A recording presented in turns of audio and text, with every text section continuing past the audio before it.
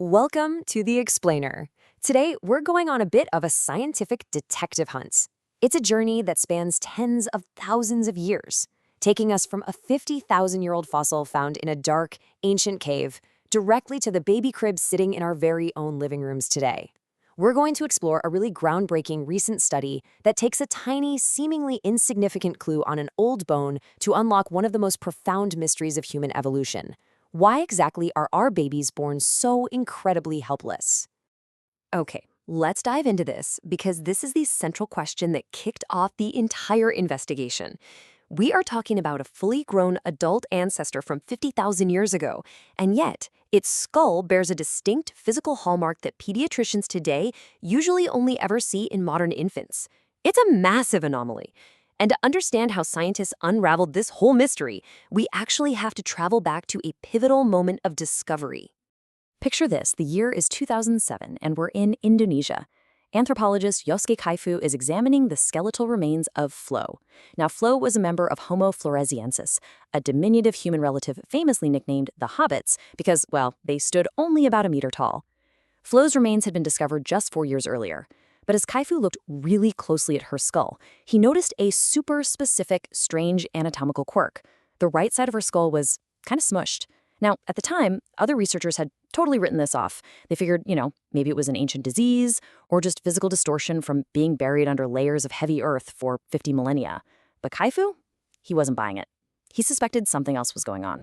So that brings us to Section 1, the modern baby connection, and a clinician's surprising diagnosis. To solve this ancient paleo puzzle, Kaifu decided to look outside of traditional archaeology.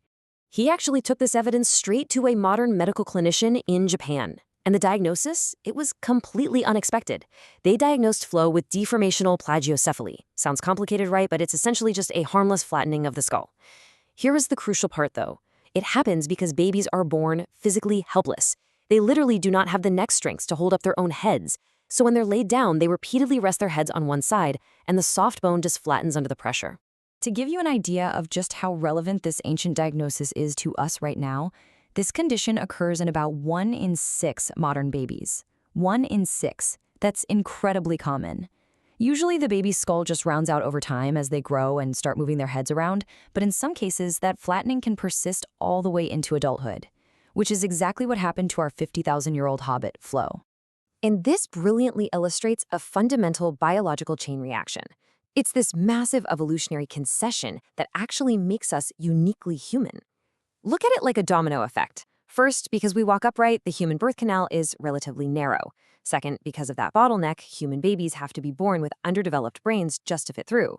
And third, to accommodate the enormous amount of brain growth that happens after birth, the infant's skull has to stay soft and pliable for months. It's this exact softness, combined with their total inability to move their own heads, that creates the perfect storm for that skull flattening. Moving right along to Section 2, tracing the fossil record, investigating deep evolutionary roots. Kaifu realized something huge here.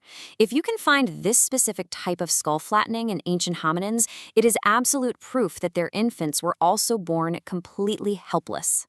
Now, what's really interesting about this slide is the sheer scale of the study they published in the Proceedings of the Royal Society B.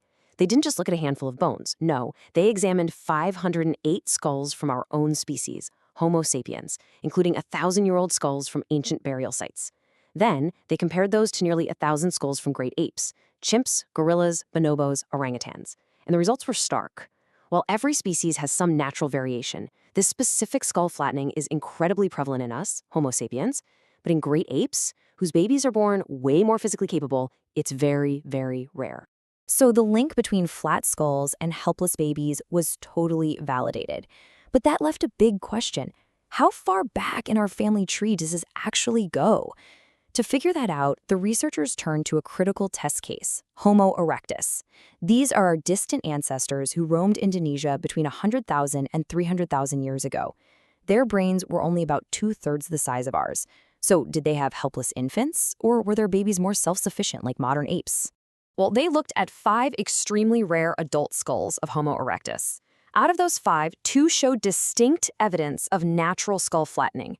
And guys, this is so critical. The researchers rigorously analyzed those 2 skulls to make sure the shapes weren't just physical distortions from being crushed in the dirt over hundreds of thousands of years. It wasn't fossil damage. It was natural. It was deformational plagiocephaly, meaning hundreds of thousands of years ago, Homo erectus babies were also born extremely helpless.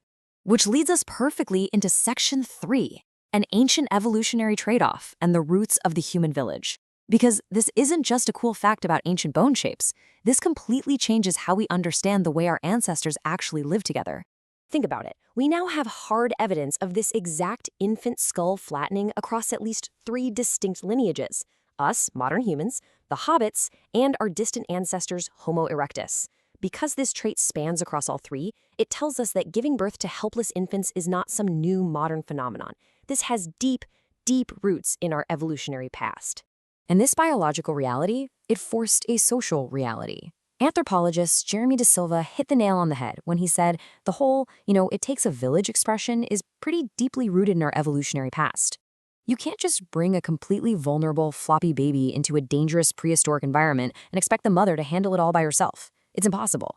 These babies needed constant care and a massive communal effort to survive. Our ancestors literally had to cooperate. They had to build communities and share the burden of childcare, which laid the very foundation for human society as we know it. But, science is funny. Just as one mystery gets solved, a totally new one pops up. A pediatrician named Herbert Renz-Polster pointed out a crazy counterintuitive puzzle. Today, babies get flatheads because we put them on their backs to sleep in firm cribs, or we leave them strapped into car seats for a long time.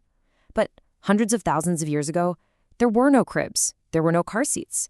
In a prehistoric world, helpless babies would have been constantly carried around, held in people's arms, and frequently adjusted. Which leaves us with this final, incredibly provocative question. If these ancient babies were constantly being held and moved, what on earth were our ancestors doing to generate the sustained, targeted pressure needed to flatten their skulls? Were they tying them to rudimentary cradle boards? Were they swaddling them and leaving them on hard cave floors for hours? We know for a fact they were helpless, but the day-to-day reality of how they were actually raised, that is still an amazing, unsolved mystery. It's definitely something to chew on. Thank you so much for joining me for this explainer, and keep questioning what you know.